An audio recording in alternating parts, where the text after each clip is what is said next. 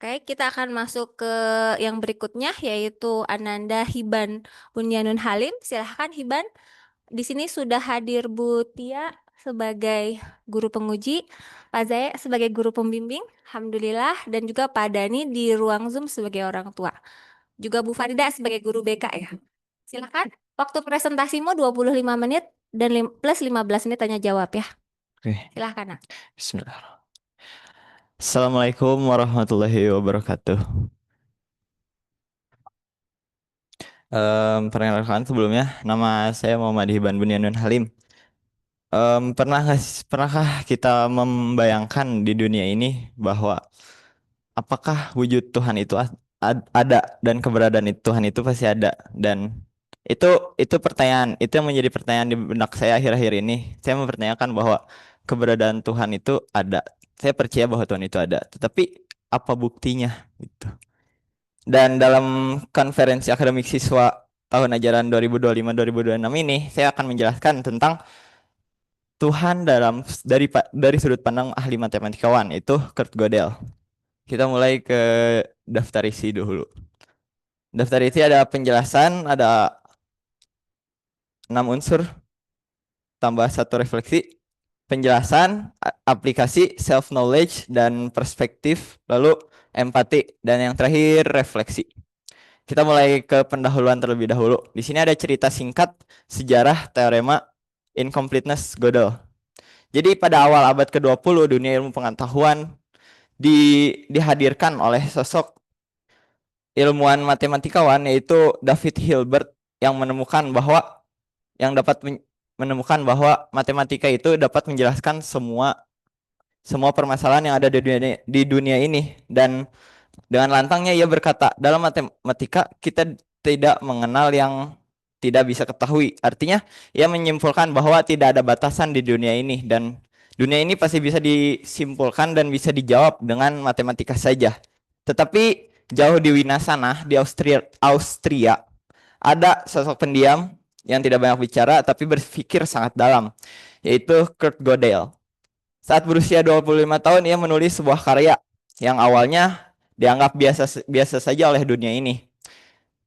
Namun ternyata ini dapat mengguncang fondasi logika dan matematika itu sendiri pada zaman itu. Yaitu ia membuat Gödel incompleteness theorem. Ia menyebutkan di teoremanya itu bahwa matematika itu suatu sistem tidak dapat menjelaskan sistem itu sendiri. Ia menjelaskan matematika itu ternyata tidak dapat menjelaskan matematika itu sendiri. Gödel sebelum membuat rumus ini, ia sudah mencoba banyak rumus. Ia sudah mencoba rumus-rumus Pitagoras, geometri, semuanya rumus dalam matematika. Dan pada akhirnya ia hanya mendapat pembuktian bahwa di setiap rumus itu ternyata ada celah kecil yang tidak dapat menjelaskan rumus itu sendiri. Itu. Makanya Gödel membuat teorema ini, dan pada saat itu ilmu logika dan matematika pun tertutup dan menghancurkan argumentasi terkait David Hilbert, dan ya runtuh seketika. Lalu sebelum masuk ke teorema itu, kita perlu mengetahui bahwa ada dua kebenaran di dunia ini, yaitu yang pertama a priori. A priori itu sesuatu pernyataan yang tidak perlu pembuktian empiris. Pembuktian empiris itu yang bisa kita lihat dan kita bisa rasakan. Contoh pelajaran yang a priori itu matematika dan logika. Seperti 2 tambah 2 itu sama dengan 4, meskipun kita tahu bahwa 2 apel ditambah 2 apel itu sama dengan 4 apel, itu ada wujudnya. Itu hanya sebagai aplikasinya saja. Tetapi di dunia manapun, apabila kita bisa berpindah universe mungkin, kita tetap tahu bahwa 2 tambah 2 itu sama dengan 4. Dan contoh yang lainnya, sekarang hari Rabu, besok pasti Kamis gitu. Lalu ada penjelasan tentang a posteriori, yaitu kebenaran suatu pernyataan yang perlu pembuktian empiris, perlu hadir di dunia nyata. Contoh pelajarannya yaitu fisika. Karena di fisika itu kita dapat tahu tentang Matahari terbit dari timur ke barat karena kita melihatnya, karena kita melihat matahari itu sendiri terbit dari timur lalu tenggelam di barat gitu. Kayak nyambung ke Bluetooth siapa gitu. Lalu di logika itu sendiri ada dua kebenaran, dua macam kebenaran yang perlu kita ketahui. Yang pertama necessary truth, yaitu kebenaran yang mutlak adanya, mutlak kebenarannya. Lalu yang kedua contingent truth, yaitu kebenaran yang mungkin benar, mungkin salah gitu di dunia ini. Necessary truth contohnya kayak tadi satu sama satu, satu tambah satu sama dengan dua. Di dunia manapun juga orang-orang pasti tahu bahwa satu tambah satu itu dua. Dan contingent truth contohnya Bandung ibu kota Jawa Barat. Mungkin pada saat ini benar Bandung itu ibu kota Jawa Barat, tetapi pada saat masa pada masa depan, pada masa lalu kita tidak tahu bahwa Bandung itu selalu ibu kota Jawa Barat. Itu tidak konsisten. Dan dari kedua jenis kebenaran ini kita dapat mengetahui bahwa ada yang disebut necessary exist, harus dan wajib ada, dan contingent exist. Itu necessary exist itu harus dan wajib ada. Jadi sesuatu yang di dunia manapun itu wajib ada, sesuatu yang mengatur keberadaan dunia itu sendiri. Dan contingent exist merupakan sesuatu yang mungkin ada. Saya mungkin berada di bumi, tetapi saya tidak mungkin ada di Mars karena saya hanya satu-satunya di dunia ini. Dan dari disinilah para filsuf berdebat. Pasalnya semua hal di dunia ini bersifat kontingent, keberadaannya bergantung kepada makhluk lain. Jadi apa atau siapa yang kira-kira necessary exist yang harus ada keberadaannya di dunia manapun, mutlak di dunia manapun. Lalu pembahasan tentang teologi pun masuk di rumus ini. Kita langsung aja masuk ke Gödel's incompleteness theorem. Kalau ini kelihatan berarti ya di ini. Kita masuk ke penjelasan terlebih dahulu, yaitu di pojok kiri sini ada yang namanya aksioma. Aksioma itu sama seperti a priori, yaitu pernyataan yang tidak perlu pembuktian. Itu dalam a priori dalam hal logika, dan teorema merupakan simpulan dari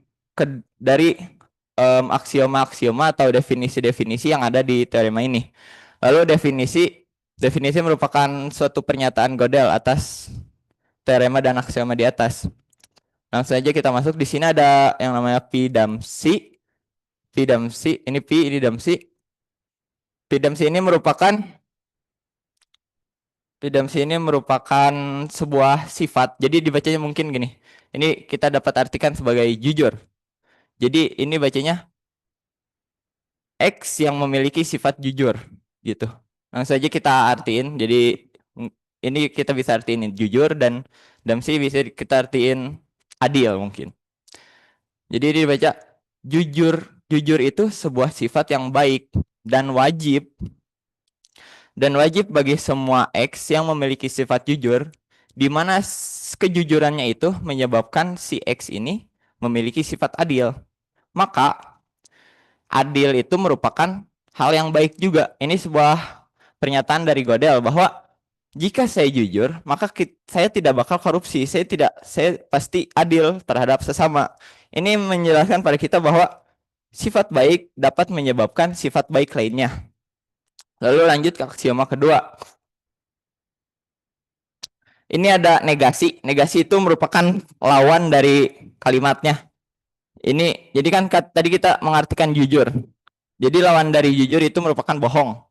Di sini kita bisa ngejelasin kalau mengatakan bohong itu positif, mengatakan bohong itu baik, sama saja kita mengatakan jujur itu tidak baik. Ini sebuah logika yang salah, di mana kalau kita mengatakan sesuatu jujur pada aksioma pertama bahwa kita mengatakan jujur itu positif, dan pada aksioma kedua kita tidak boleh mengatakan kalau tidak jujur juga positif, karena itu dua hal yang berlawanan gitu. Terus lalu dari dua aksioma di atas, Gödel menyimpulkan bahwa jujur itu positif dan mungkin X yang memiliki sifat jujur itu mungkin ada di dunia ini. Jadi kita bisa bayangkan kalau di dunia ini tidak ada sifat jujur. Jadi yang ada di dunia ini hanya hanya sifat bohong, bohong. Bohong itu merupakan hal yang positif di dunia ini karena kejujuran itu tidak ada di dunia ini dan itu merupakan hal yang tidak logis karena di di aksioma kedua kita menyebutkan bahwa kita tidak boleh menyebutkan bahwa bohong itu adalah hal yang positif karena di aksioma pertama kita menyebutkan bahwa jujur itu positif. Jadi X yang memiliki sifat jujur ini mungkin ada di dunia ini. Lalu lanjut ke definisi pertama. Definisi ini merupakan definisi yang dibuat Gödel dan kesepakatan bahwa di teorema ini kita sepakati dulu apa itu arti Tuhan gitu. Masuk ke definisi pertama. X itu dapat dikatakan Tuhan jika dan hanya jika jika dan hanya jika jika dan hanya jika ia memiliki semua sifat positif dan akan apa ini teh X merupakan Tuhan jika dan hanya jika ia memiliki semua sifat positif gitu. Ini artinya bahwa jadi Tuhan itu mungkin kalau di Islam sendiri kita dapat ketahui bahwa Tuhan itu wujud, kidam, bako dan definisi ini mau ngejelasin kalau wujud, kidam, bako Tuhan itu seperti itu dan dalam definisi pertama juga kita dapat mengetahui kalau kalau si X ini adalah Tuhan, maka si Tuhan ini wajib memiliki semua sifat positif dan itu menyangkal kalau Tuhan itu tidak memiliki sifat negatif. Bahwa ya Tuhan ini tidak memiliki sifat negatif karena di aksioma pertama kita tahu bahwa sifat positif akan menimbulkan sifat positif lainnya. Jadi kalau Tuhan memiliki suatu sifat positif, maka semua sifatnya juga akan positif gitu. Lalu di aksioma ketiga, Gödel menjelaskan bahwa Tuhan itu sendiri juga positif karena kalau Tuhan itu positif, kalau Tuhan itu jujur, adil, bijaksana, maka Tuhan itu sendiri juga akan positif karena sifat positif itu akan akan menyimpulkan bahwa yang memiliki sifat positif itu adalah orang yang positif gitu. Tuhan itu makanya di sini Gödel menjelaskan kalau Tuhan itu sesuatu yang positif. Lalu Gödel menyimpulkan lagi di teorema kedua. Kalau em, kalau teorema kedua bahwa si X ini yang merupakan Tuhan, si X ini yang merupakan Tuhan, dia mungkin ada di dunia ini. Karena kalau kita sepakat di teorema pertama, X yang memiliki sifat positif di dunia ini ada, kita bakal percaya juga di teorema kedua kalau Tuhan ini ada gitu. Karena Tuhan ini merupakan hal yang positif di dunia ini. Maka Tuhan ini mungkin ada meskipun di sini Gödel menyebutkan bahwa ini masih mungkin gitu. Lalu lanjut ke definisi kedua dan ya definisi kedua ini agak menjelaskan bahwa oh gitu, Tuhan ini emang harus ada di dunia gitu. Jadi ini dapat ada ES, ini adalah esensial. Esensial merupakan amat sangat penting. Jadi ini bisa dibaca kayak sebuah sifat, sebuah sifat esensial bagi X jika dan hanya jika ia memiliki sifat itu dan semua sifat lainnya mendorong atau menyebabkan objek-objek lainnya juga memiliki sifat yang diturunkan dari si X itu. Jadi kita ambil analogi, kita ambil contoh dari oksigen ini sangat esensial bagi manusia. Karena jika tidak ada oksigen di dunia ini, manusia tidak dapat hidup. Kalau manusia tidak dapat hidup, manusia tidak dapat beribadah, tidak dapat bekerja dan lainnya. Jadi si X ini amat sangat penting bagi X ini bayangkan kalau oksigen ini amat sangat penting bagi manusia. Tuh. Lalu Gödel membuat aksioma keempat bahwa yang berbunyi jika sebuah sifat positif, maka wajib bagi sifat itu positif. Ini hanya sebagai penegasan saja dari Gödel. Karena yang artinya yang sempurna itu emang wajib sempurna, yang adil itu wajib mestinya dia adil gitu. Lalu masuk ke teorema ketiga. Jika X ini adalah Tuhan, maka Tuhan esensial bagi makhluk. karena ia dapat menjamin keberadaan makhluknya. Karena kalau kalau Tuhan itu positif, hal yang positif, ia menjamin keberadaan makhluk yang memiliki sifat positif juga. Saya kira di dunia ini pasti ada, meskipun tidak semua orang baik dan konsisten baik, kan, tapi di dunia ini masih ada yang bersifat jujur, adil, meskipun itu tidak konsisten. Jadi Tuhan ini esensial bagi X. Tuh. Lalu definisi ketiga, jelaskan. X itu mungkin eksis. X itu ada jika dan hanya jika semua sifat itu esensial bagi X. Supaya yang lainnya juga ada. Tuh. Kita ya jadi ibarat analogi tadi, analogi oksigen tadi. Yang mensuplai oksigen itu merupakan pohon, fitoplankton, dan lainnya. Dan pohon itu wajib ada supaya si oksigen ini ada di muka bumi ini. Dan jika oksigen ada, manusia dapat hidup, manusia dapat bekerja, itu dan lainnya. Lalu, tapi memang di dunia ini yang mensuplai atau yang menghasilkan oksigen itu merupakan pohon atau fitoplankton, fitoplankton. Tetapi kedua makhluk itu juga memerlukan oksigen untuk hidup. Ini sama saja seperti ayam dulu atau telur dulu gitu. Dan ya oksigen itu berasalnya dari mana? Kalau selain Tuhan gitu. Lalu masuk ke aksioma ke-5. Sifat eksis ini sendiri merupakan hal yang positif. Karena Tuhan itu sendiri positif, maka sifat eksistensi itu dimiliki Tuhan gitu. Tidak sempurna Tuhan jika tidak eksis. Maka aksioma ini mengatakan bahwa Tuhan itu harus ada karena ia memiliki sifat positif, dan aksioma ini bilang kalau sifat sifat eksis itu sendiri positif. Makanya Gödel bisa menyimpulkan di teorema keempat bahwa Tuhan itu wajib harus ada, dan ini adalah necessary exist, wajib dan harus ada.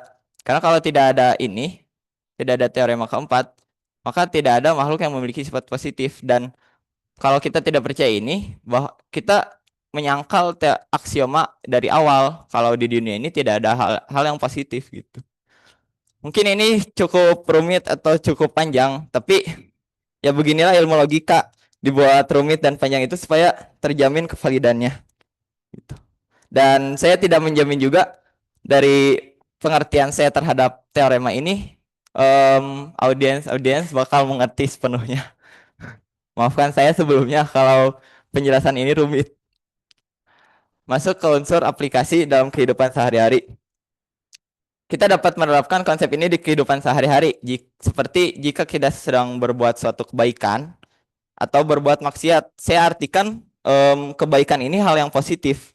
Maka kalau dari teorema yang tadi, jika kita sedang berbuat kebaikan atau kita sedang beribadah, maka Tuhan sedang bersama kita atau itu merupakan ridho dari Tuhan. Sedangkan sebaliknya, kalau kita berbuat maksiat, maka kita sedang jauh dari Tuhan. Artinya tidak diridhoi. Teorema ini berdampak pada cara pandang saya tentang pengertian takdir yang Allah berikan kepada diri saya sendiri itu. Lanjut ke self knowledge. Di self knowledge ini saya membuat 3 pemahaman utama, dan mungkin banyak pemahaman yang saya dapatkan dari teorema tadi, tapi saya nggak bisa menyebutkan semuanya. Yang pertama, ada batasan manusia terhadap memaknai kebenaran atas segalanya. Teorema ini ingin menyimpulkan bahwa suatu sistem tidak dapat membuktikan suatu sistem itu sendiri gitu. Ini ini nggak bisa, saya tidak bisa mengandalkan pikiran saya sendiri untuk menjawab hal tentang kehidupan atau eksistensi Tuhan gitu. Ini dibuat batasan oleh Allah supaya saya artiin kayak Allah membuat batasan terhadap manusia, terhadap makhluk, supaya Allah sedang ingin menunjukkan keagungannya terhadap makhluknya itu. Dan dari sini, dari incompleteness theorem ini kita tahu bahwa tidak semua kebenaran dapat dijawab di dunia saja, tidak dijawab oleh kehidupan, tidak bisa dijawab oleh logika pikiran saja. Lalu lanjut ke self knowledge yang kedua, pemahaman saya yang kedua, pada akhirnya saya tidak tahu apa-apa. Saya percaya dengan apa? Dengan cerita Gödel atas menemukan teorema ini. Dia mencoba banyak rumus, dia mencoba banyak teorema-teorema, tapi pada akhirnya dia tahu bahwa di dunia ini tidak dapat ya artiin semuanya, bahwa matematika itu sendiri tidak dapat mengartikan matematika itu sendiri gitu. Dan teorema ini memberi kayak pelajaran bahwa pengetahuan sejati muncul ketika kita menyadari bahwa kita tidak tahu apa-apa.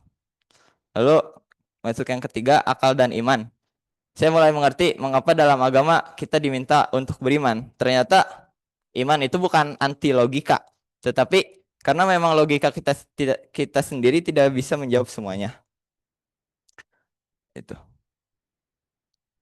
Lalu masuk ke perspektif pandangan Islam terkait ketuhanan. Karena saya sendiri agamanya Islam, saya hanya bisa mencari sudut pandang Islam terkait ketuhanan. Bahwa di Islam itu sendiri, saya banyak belajar PAI, saya banyak belajar ini, ternyata di Islam sendiri ya Allah itu Maha Agung, Allah itu wujud, Allah itu kidam, bako, Allah itu memiliki semua sifat positif gitu. Lalu pada sudut pandang matematikawan, tadi terhadap sudut pandang Gödel, bahwa pada akhirnya kita tidak tahu apa-apa, kita tidak bisa mengartikan dunia ini hanya sebatas dalam hal bidang logika saja gitu. Karena itu semua karena di dunia ini kan makhluk saja kan. Di dunia ini hanya ada makhluk kontingent eksis tadi, makhluk yang membutuhkan keberadaan makhluk lainnya. Dan suatu makhluk itu hanya menjadi petunjuk supaya supaya menuju ke supaya menuju Tuhan gitu. Seperti saya dari Bogor mau ke Bandung, saya melihat petunjuk, oh ke Bandung belok kiri. Tetapi banyak orang yang salah dalam mengartikan ini. Banyak orang malah memeluk petunjuk itu, bukan menjalani petunjuk itu. Lalu pada pandangan fisika terhadap tentang memahami dunia. Banyak banyak banyak ilmuwan fisika yang memahami dunia ini, oh ternyata dunia ini kenapa bisa teratur seperti ini gitu. Kenapa bumi dari dulu ada di orbit yang itu-itu saja, perputaran yang sama, dan para fisikawan bingung. Ini pasti ada yang mengatur di dunia ini, dan para fisikawan menjawab bahwa ada suatu entitas lain yang pasti dia mengatur pasti ia mengatur keberadaan bumi dunia ini. Dan ya pada akhirnya dari sudut pandang manapun tetaplah setuju bahwa Tuhan itu emang harus ada dan wajib ada gitu. Dalam hal keislaman ini disebutnya iman gitu. Dan empati. Empati saya mulai dengan cerita singkat. Seorang ahli matematikawan, Kurt Gödel, sepanjang hidupnya percaya bahwa logika ini bisa membawanya pada kebenaran tertinggi, bahwa bahkan pada keberadaan Tuhan. Namun setelah membuktikan sendiri bahwa tidak ada sistem logika yang tidak dapat membuktikan semua kebenaran, ia justru menyadari sesuatu yang lebih dalam. Ia berkata, jika logika pun memiliki batas, maka Tuhan tak akan pernah bisa ditemukan hanya melalui logika saja. Pada akhirnya, Gödel menyusun argumen ontologis yang tadi kita bahas di awal, teorema incompleteness Gödel, bukan untuk membuktikan secara mutlak, tetapi sebagai bentuk kerinduan akan sesuatu yang melampaui rasio. Kurt Gödel pada akhirnya bukan kehilangan pemikiran, tetapi sadar bahwa kerendahan hati merupakan jalan menuju pencarian kebenaran. Dan dalam Islam sendiri ini bisa diartiin suluk. Suluk merupakan perjalanan yang jalannya itu disebut tarekat. Dapat diartiin sederhana sebagai mengikuti jalan orang yang sudah sampai. Orang yang sudah sampai mana? Sampai tentang kebenaran terhadap ketuhanan. Lalu hikmah dari Gödel ini, saya empati pada mereka pada zaman itu yang ingin membuktikan segalanya ter melalui logika, dan pasti mereka merasakan kecewa, frustasi, dan pada akhirnya Gödel malah menyimpulkan bahwa kebenaran tidak hanya soal pembuktian, tetapi kebenaran merupakan penerimaan. Dan hikmah yang ketiga, pemahaman bahwa iman itu bukan kelemahan, tetapi bentuk penerimaan bahwa kita ini makhluk terbatas. Kita ini masih seekor makhluk. Ini menyadarkan saya akan Tuhan itu Maha Esa, Maha Luhur. Lalu interpretasi. Saya menafsirkan teorema Gödel sebagai cermin dari diri sendiri. Bahkan manusia itu bukan makhluk yang menjelaskan segalanya, tetapi makhluk yang ditantang untuk tetap mencari makna dalam ketidaksempurnaan. Di dalam dunia ini yang perlu penuh perhitungan, definisi, teorema Gödel membuka celah keheningan, di mana celah di mana kita menemukan bahwa tidak semua hal dapat dijelaskan.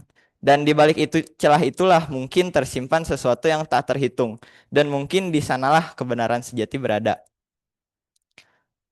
Lalu masuk ke refleksi, kekuatan. Saya mampu meminati banyak hal baru seperti ini. Mungkin ayah juga pas kemarin sakit nanya, pas saya sakit kemarin nanya kayak KAS kelas minat Hiban sebelumnya nggak ada yang ngebahas tentang ini. Hiban pasti ngebahas tentang Bandung, permasalahan Bandung ini itu. Tapi ya saya mampu meminati banyak hal baru gitu. Saya hanya ingin mendefinisikan apa itu Tuhan, dan saya ingin menjelaskan bahwa kepada teman-teman saya, kepada siapapun, bahwa Tuhan itu memang wajib ada melalui sudut pandang logika, dan kekuatan saya mudah mengerti dalam pelajaran manapun. Meskipun penjelasan saya terhadap audiens tidak sempurna, tapi di otak saya mengerti betul gitu, dan itu mengubah cara pandang saya terhadap memahami takdir yang Allah kasih kepada saya. Lalu kelemahan, suka menunda-nunda, tugas, pelajaran ya dan lainnya. Lalu suka lupa waktu. Ya kalau kalau saya mau itu hal positif, mau itu hal negatif, saya sering kali lupa waktu. Kayak kalau belajar ya belajar. Saya suka belajar kan kemarin pas ujian di rumah Hafiz di Dago, sampai sampai ya lupa waktu gitu. Tapi itu belajar gitu. Tapi ya sampai malam itu juga hal yang buruk mungkin. Lalu tindak lanjut dari saya sendiri lebih fokus belajar karena mau menunjang kelas 12 ini. Sepertinya saya pikir saya harus lebih fokus terhadap belajar untuk menyiapkan UTBK. Lalu belajar lebih baik, belajar lebih efektif. Dari guru, doa dan membimbing saat di sekolah. Membimbing dalam hal apapun gitu. Bukan hanya dalam mata pelajaran saja, tetapi dalam dunia nyata juga perlu bimbingan saya.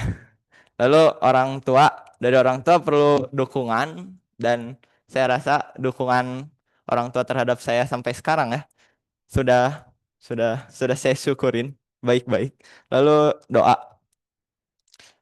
Em, Terima kasih semuanya. Apabila ada pertanyaan atau tanggapan atau kritik mungkin silahkan. Alhamdulillah, presentasi yang indah, tapi bentuk kefokusannya sampai tertera di halaman terakhir. Tindak lanjut pakai enak. Jadi tidak lanjut. Tidak lanjut kemana? Oke, kita ini kesempatan pertama pada Pak Zae yang sudah hadir di ruangan, mangga Pak. Coba ambil kapur. Eh, coba tuliskan notasi-notasi logika di papan tulis. Nanti logika Pak. Implikasi, konjungsi, disjungsi Yang ada di itu tadi. yang ada di pelajaran tentu. Jadi yang di situ ya, tulisin aja dulu. Apa aja notasi logikanya. Oh.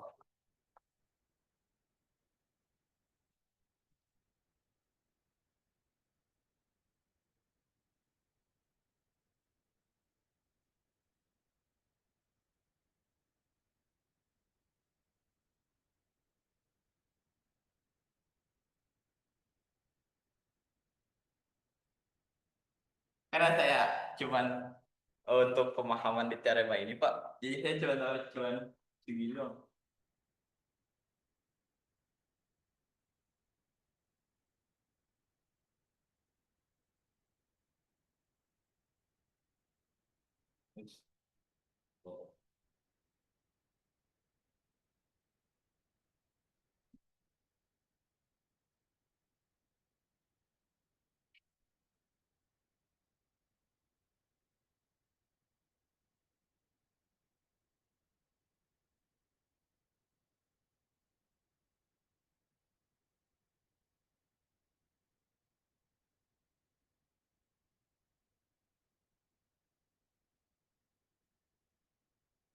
Oke, terus teorema kedua itu coba lihat teorema kedua.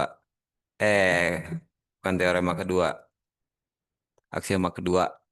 Nah, coba tulis aksioma kedua.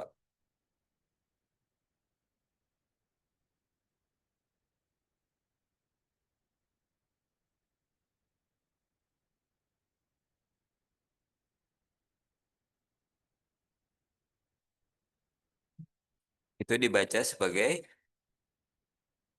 Itu bisa diartiin kalau ini kan gara-gara negasi. Negasi itu artinya berlawanan atau tidak. Kan kalau kita artiin ini jujur, berarti lawannya jujur itu adalah bohong. P-nya apa P-nya? P itu suatu positif, suatu Positif ya. baik positif. Positif, anggaplah tetanya jujur, kalau dinegasikan maka menjadi semua sifat positif itu tidak jujur. Itu namanya hukum apa dalam logika? Hukum hukum negasi. Bukan. Hukum.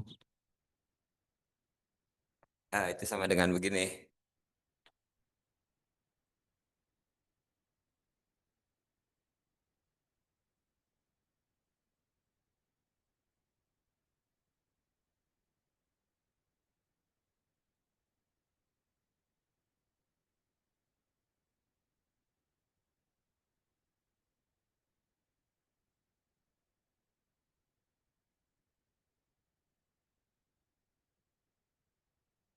Oh, Apa ini hukum apa namanya?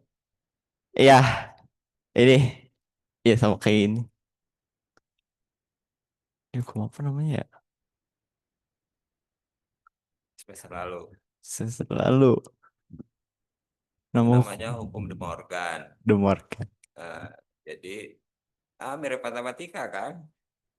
Eh, jadi jika kenapa itu aksioma itu bisa disimpulkan jika tidak ada jika sifat positif itu negatif yang di dalam kurung ya, maka dia bisa dikeluarkan negasinya keluar notasinya, maka semua semua positif itu sama kan? Ah. Oh, ini tuh jadi kayak diturunin jadi kayak gini gitu berarti, Pak. Itu dasarnya yang bawah, Oh itu iya iya. diturunin, itu turunannya ke atas. Oh, Ya itu namanya hukum De Morgan. Itu aja. Jadi sebetulnya yang di sini itu semua ada dalam hukum logika.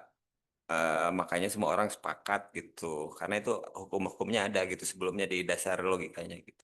Itu aja sih. Jadi kalau kita menguasai dasar-dasar logikanya, ini bisa dipahami kenapa demikian notasinya gitu, Iban. guys, Oke, itu dari saya.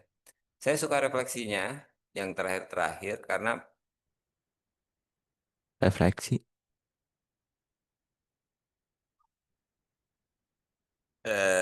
refleksi aja. Ya dari refleksi ke belakang lah ya. Jadi sebetulnya kekurangan Hiban itu kurang baca buku. Iya itu Jadi benar. kalau menurut saya dengan kemampuan Hiban itu, jika energinya digunakan untuk membaca buku, apapun buku itu ya tentu yang diminati, maka eh, pertanyaan-pertanyaan dalam Hiban bisa dijawab, nggak pusing sendiri gitu, karena kita ada referensi. Baik, iya benar sih. Jadi kalau Hiban punya kebingungan tentang Tuhan, tentang apa, sebetulnya orang juga mungkin punya kebingungan yang sama, atau kita bisa menemukan jawaban itu di buku-buku. Jadi kalau Hiban makin punya banyak referensi, kasih oleh diri Hiban sendiri melalui bacaan itu. Jadi menurut saya, saran saya, karena Hiban itu punya kedalaman dalam merenungkan hal-hal yang abstrak, tapi yang eh, itu kalau kita tidak atasi dengan referensi yang cukup, hibannya akan pusing sendiri gitu. Nah, saran saya, selain kita belajar eh, pelajaran di kelas, kalau ada waktu, baca buku-buku referensi. Baik, Pak. Nah, itu nanti Iban akan punya kekuatan untuk mengatasi kebingungan ataupun menyampaikan apa yang Hiban pikirkan ke orang lain. Ya, dari saya segitu. Terima kasih. Baik, terima kasih banyak Pak Jaya. Dan ya itu benar sekali. Saya juga ngerasa kayak baca buku saya jarang banget itu.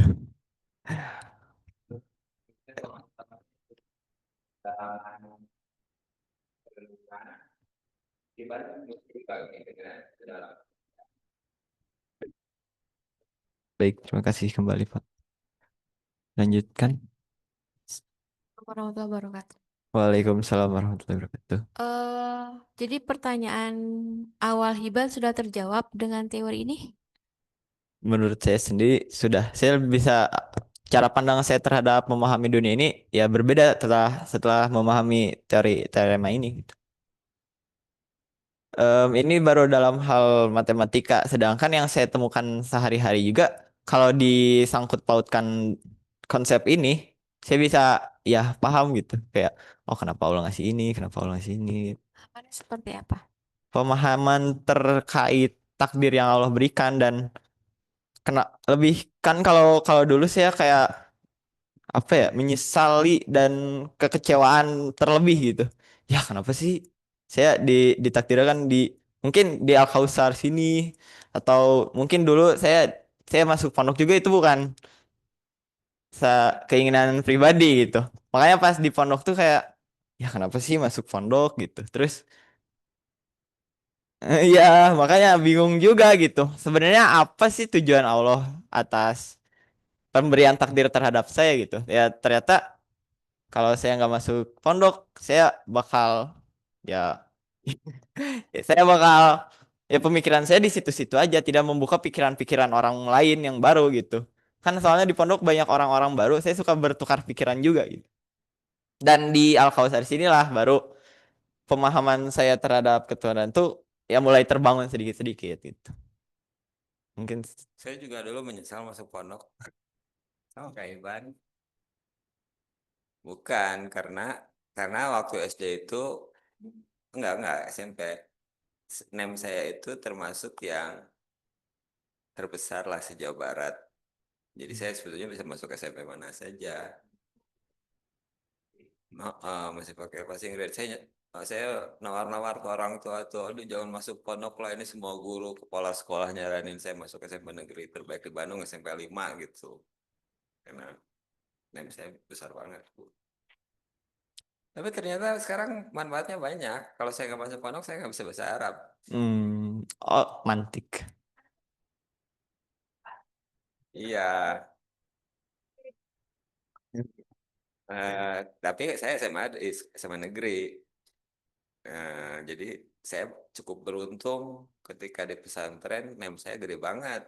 Juga bisa masuk SMA 1 lah ya, nggak bisa masuk SMA 3.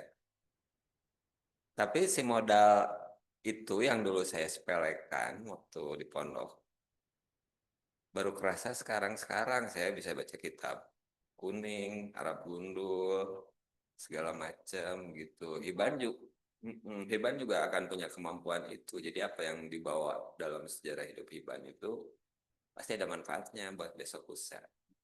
Oh, oh iya. Pasti ada manfaatnya. Enggak usah khawatir. Terima kasih. Iya sih, dari situ juga saya sadar bahwa ya saya sering kali kalau pelajaran bahasa Arab kayak nganggap remeh kayak gimana sih kayak males banget gitu bahasa Arab. Ya, ya, terima kasih Pak Jai.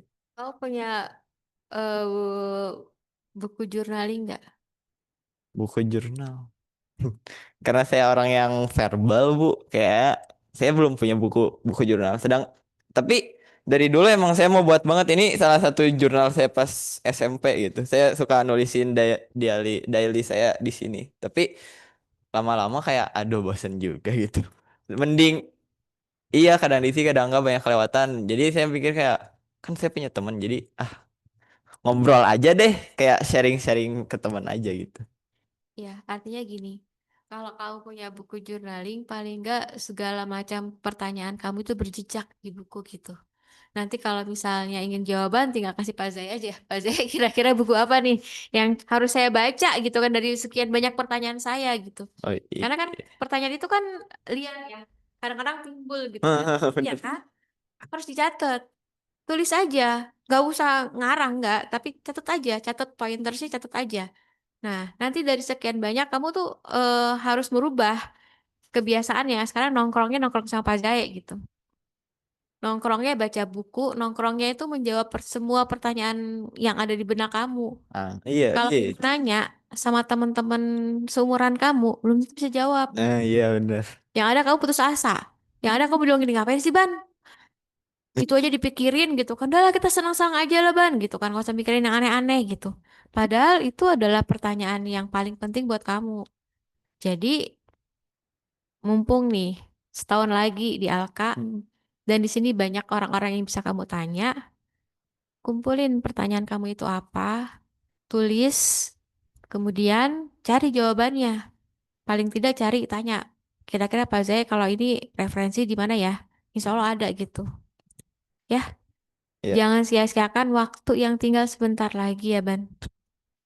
Sayang, nanti kamu keluar dari Alka, paling tidak seperberapanya udah terjawab gitu pertanyaannya. Iya. Ya, itu aja sih. Makasih. Iya, terima kasih banyak Bu.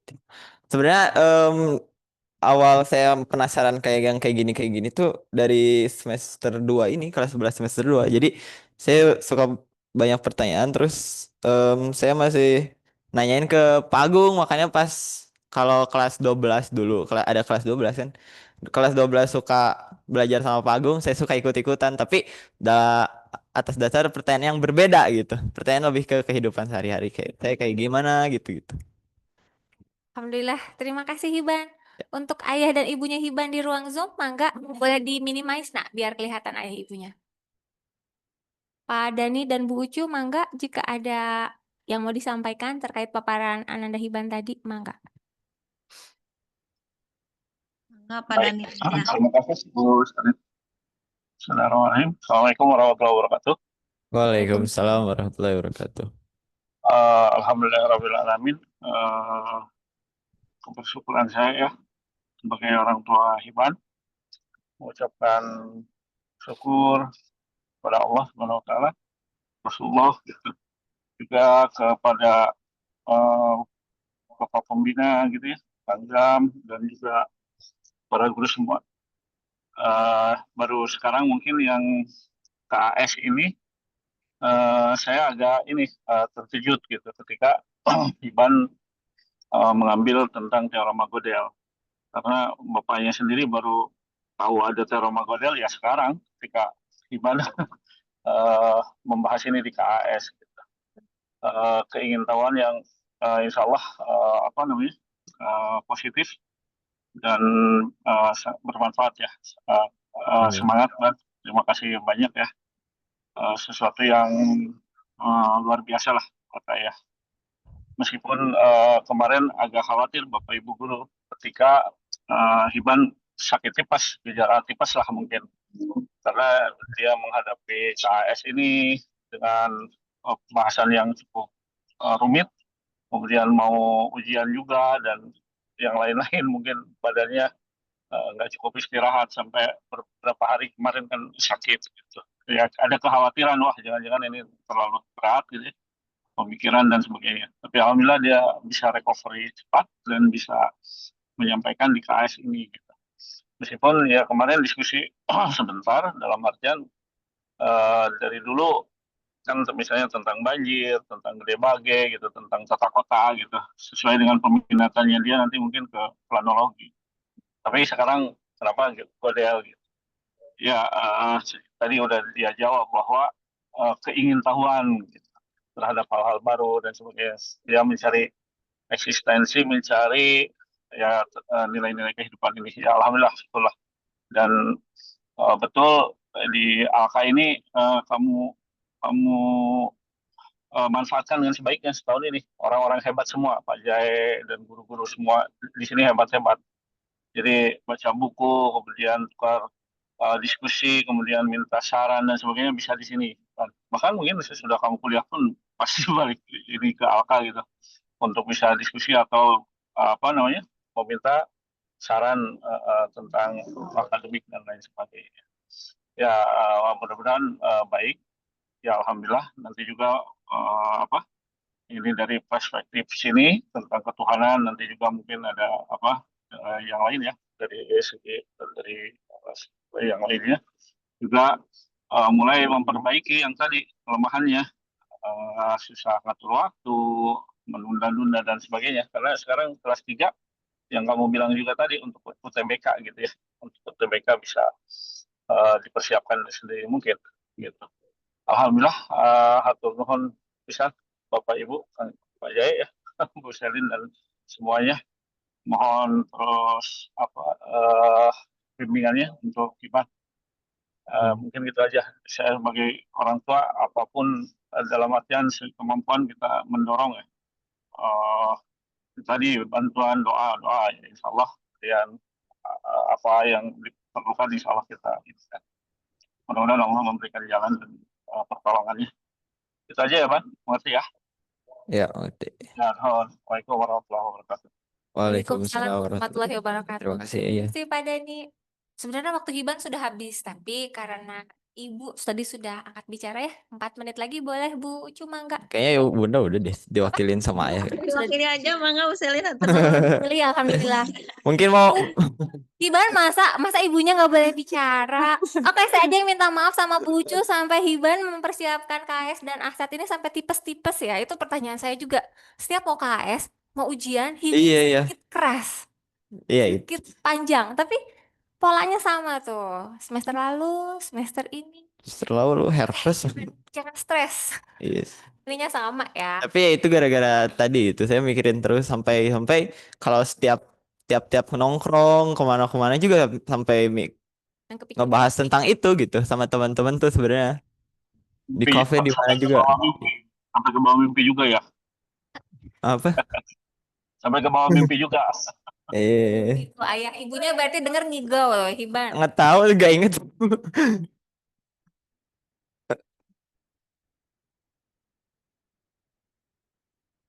Iya.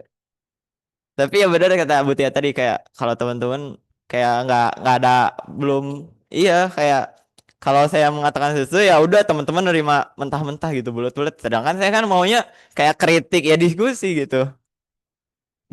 Oke. Iya, Silakan, Bu. itu Muncul, Raka. silakan. Nggak ada layannya selain Raka, Iban itu di kelas kalau diskusi hal berat. Jadi cuman 2 orang ini yang di kelas itu mikirnya aneh. Iya, tapi Raka tuh cuman gitu tuh di sekolah doang. Kalau di luar ya udah dia lupa semuanya gitu. Tapi tapi saya enggak gitu. Alhamdulillah. Terima kasih Hiban. Bucu betul nih nggak akan menyampaikan ininya pendapat apa terkait Ananda Hiban? Cukup Bu Selin atur nuhun. Sudah ternuhun. Oke Hiban, tolong ditutup nak. Bapak Ibu jangan keluar dulu kita berfoto. Oh iya karena apa? Karena kemarin sakit juga pas abis sembuhnya saya agak takut mau ngebahas teori ini tuh takut sakit lagi gitu. Oh, oke takut sakit lagi. Makanya Bu Selin kan pas waktu itu minta Hiban segera mengumpulkan Iya. KS-nya ya itu. Makanya kayak Saya mau bahas dulu takut sakit. iya itu. Terus pas waktu itu maaf Pak, Bapak nge-WA saya terus itu lagi sakit sebenarnya Pak. Buat bahas yang KS hari ini. Oke, silahkan ditutup nak. Baik, Alhamdulillah. terima kasih kepada semuanya. Terima kasih pada Allah udah membimbing saya selalu. Terima kasih juga pada ibu guru yang hadir maupun yang tidak hadir. Terima kasih orang tua saya, bunda, ayah, selalu memberi dukungan penuh. Ya, saya pamit undur diri. Assalamualaikum warahmatullahi wabarakatuh. Waalaikumsalam.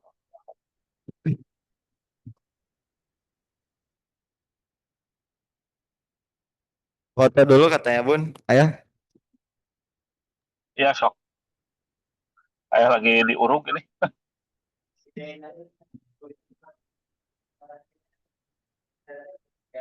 Ini tutup aja biar kelihatan ayah bunda. Ini digedein. Stop. Oh ya, stop. Audio oke itu tuh. Ada oke itu kan.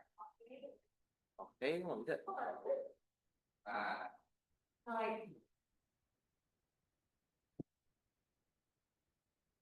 Habis ngebahas yang berat, ini kan mulai ngelag. baik. Ya adminnya siapa? Admin lupa itu Pak. Free aja dikit. Pak, oke. Oh, aduh. Zoom is not recording. Iya, ya sudah gitu kayak itu tadi. Udah.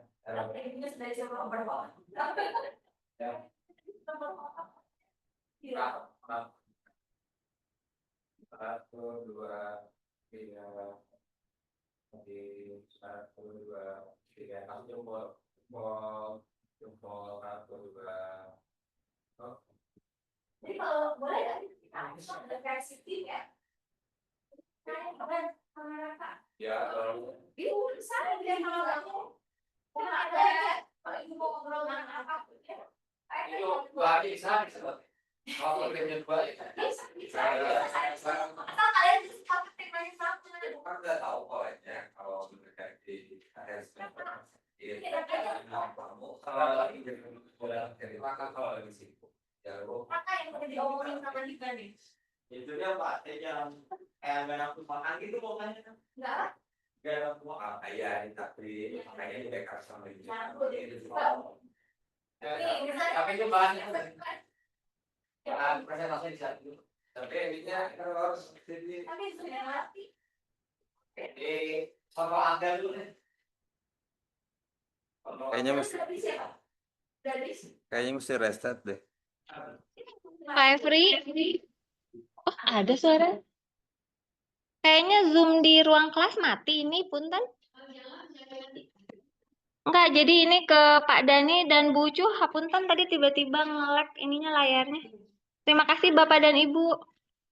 Assalamualaikum. Izin pamit ya. Keluar.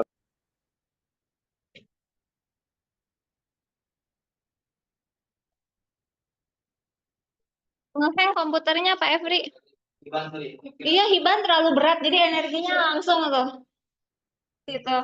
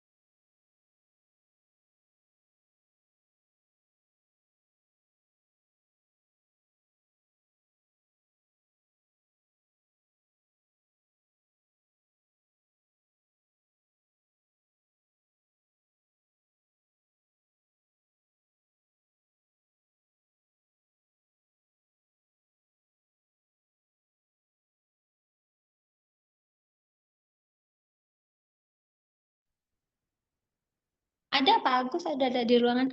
Assalamualaikum Pak Agus, bisa dengar suara saya?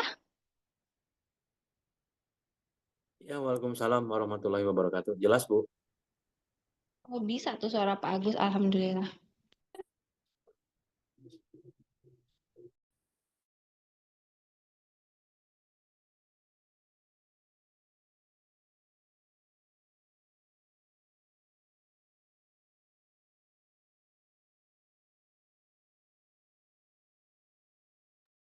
Pak Efri, maaf boleh minta tolong ke sini?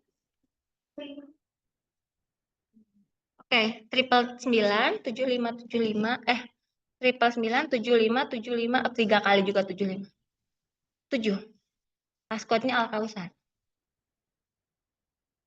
Gede semua.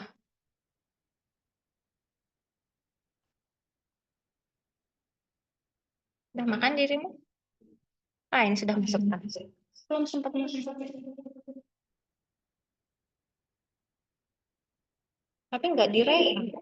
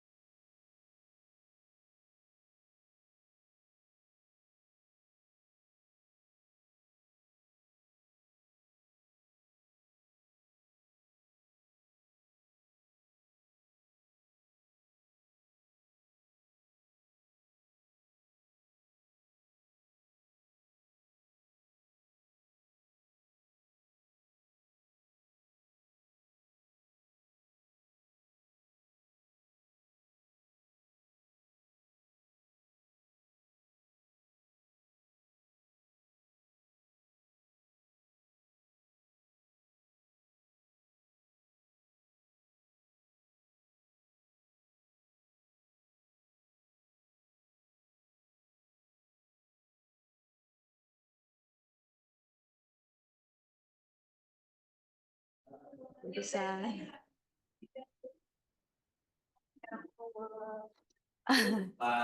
Oh, alah, di sininya di mute. Coba bilang, ayah. Pak, Ya. Tadi nggak, dari tadi tuh kan baru gue meetingnya. kita ke mute di situ.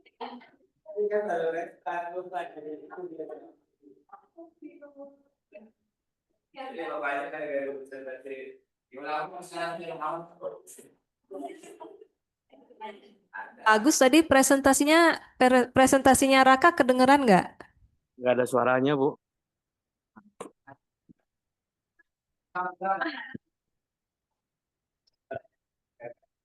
Nggak ada suaranya.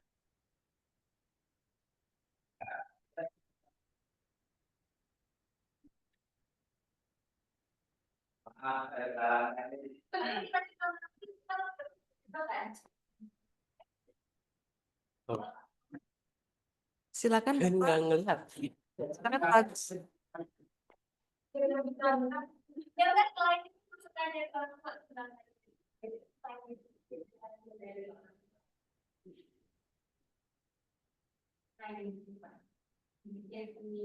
yang memahami ya kan. Kayaknya Orang kan itu jam berapa? Beda-beda sih.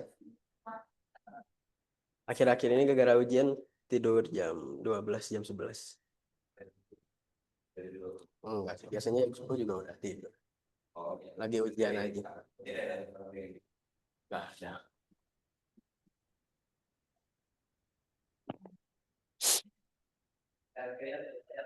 Baik, silakan ditutup Raka. Ya, halo.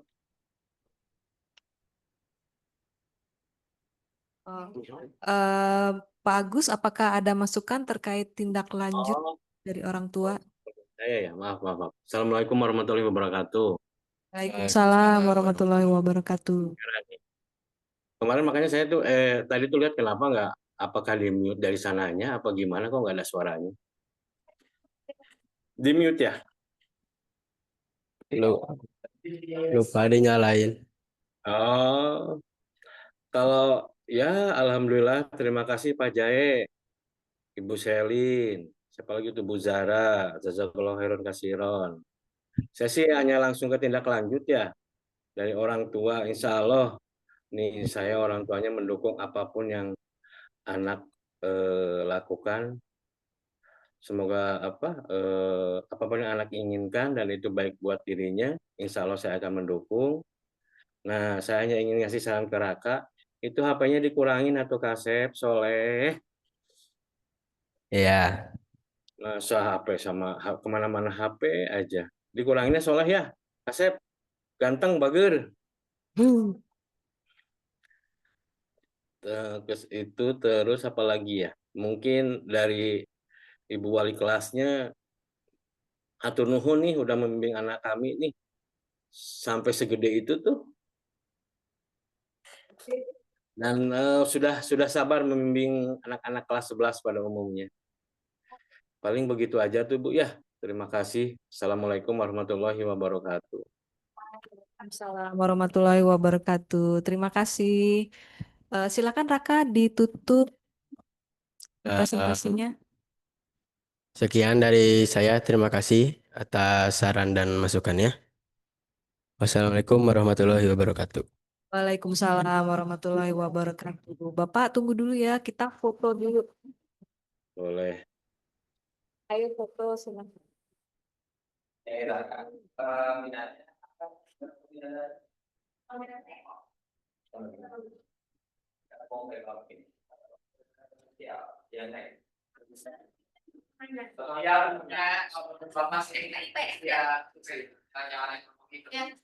apa sosialnya, apa sejarah? Kita tuh kemana? Antropologi, Antropologi, ya, sejarah. Antropologis. Kalau minatnya siapa? Minatnya ke siapa? Mungkin Tadi kan kemana? Sekarang ke siapa? siapa? Oh, itu mah saya atau siapa? Siapa? Saya.